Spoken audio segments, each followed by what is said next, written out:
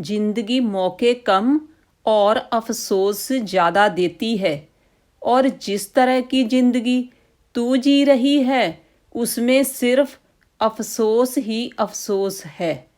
मौके तुझे बहुत मिले और अभी भी है, लेकिन तू खुद अपने आप को अफसोस के दलदल में घुसाती जा रही है।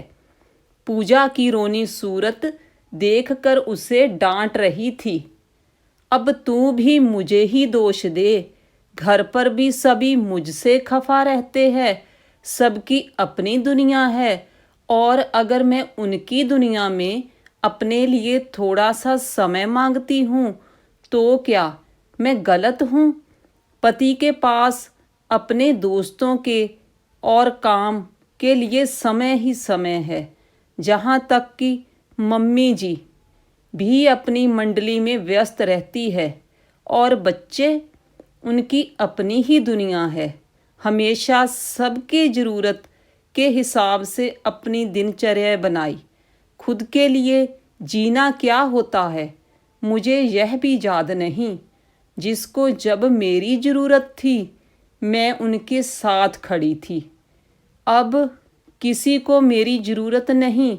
सबका यही कहना है कि तुम्हारे पास फालतू समय है, लेकिन हमारे पास नहीं। बोलते बोलते पूजा की आँखों से आंसू बह निकले।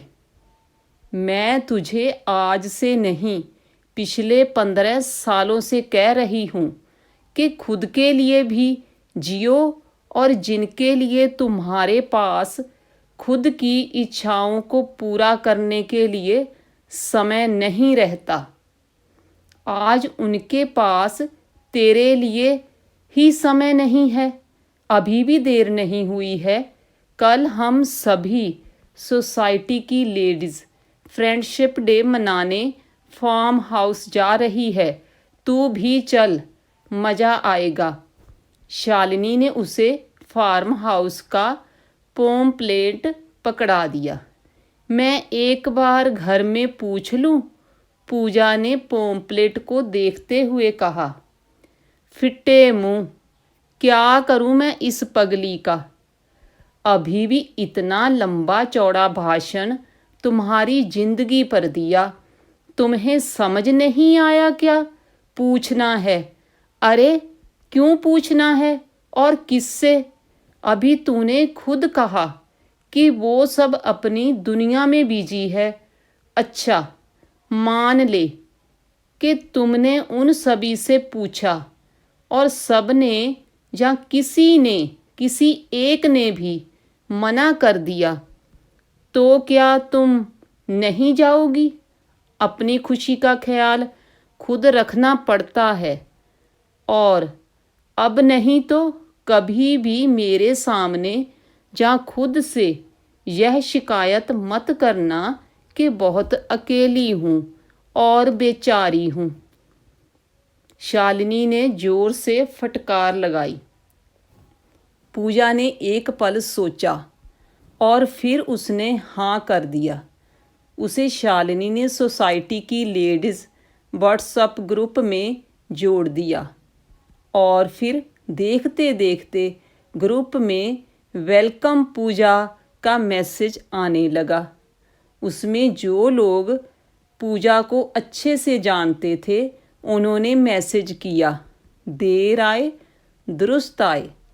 सभी से सकारात्मक प्रतिक्रिया मिलने पर पूजा खुश हो गई, और उसने शालिनी से वादा किया कि अब वो जिंदगी में कभी भी किसी मौके को जाने नहीं देगी। जो बीत गया अब उस पर अफसोस करने से अच्छा है कि नई शुरुआत की जाए। पूजा जब घर पहुंची तो बहुत खुश थी। उसने जल्दी से रात का खाना बनाया और फार्म हाउस जाने की तैयारी करने लगी। उसने सासू जी को बताना चाहा तो बिना सुने ही उन्होंने कह दिया कि इतने साल हो गए हैं और अभी भी तुम एक फैसला नहीं ले सकती। अब तो मुझे मेरे कान्हा के साथ छोड़ दो। पूजा सिर हिलाकर उनके पास से आ गई।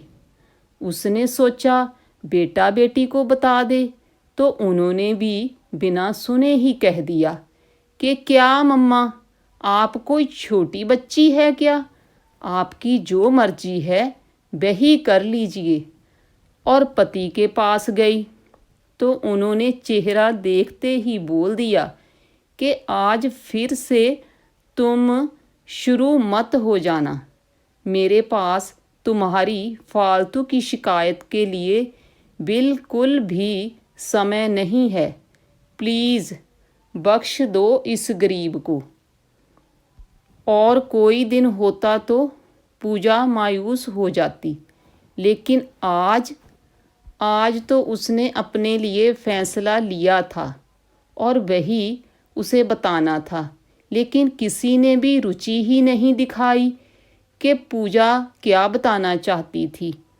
अब इसमें भी शायद पूजा की गलती थी, क्योंकि उसके पास हमेशा शिकायतों की लंबी लिस्ट ही होती थी बताने के लिए।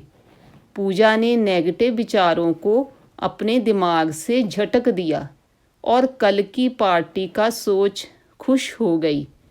उसने घर वालों के लिए एक नोट लिखा, जिंदगी मौके कम और अफसोस ज़्यादा देती है।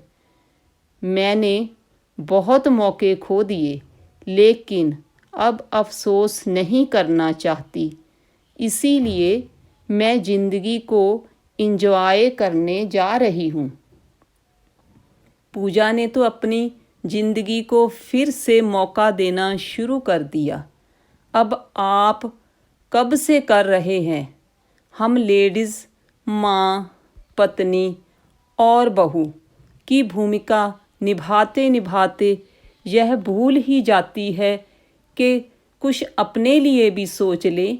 अपनी खुशियों की प्राथमिकता को भूल ही जाते हैं और फिर शिकायतों की गठरी लेकर सबके आगे बेचारे बन जाते हैं।